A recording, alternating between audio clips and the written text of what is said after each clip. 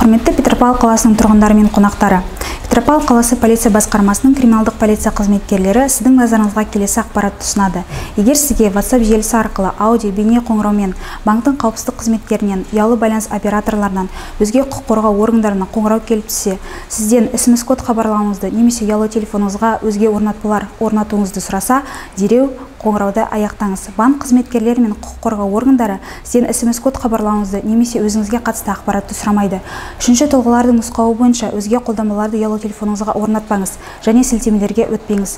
Өз банк картаңызды туралы ақпаратты ешкімге хабарламаңыз.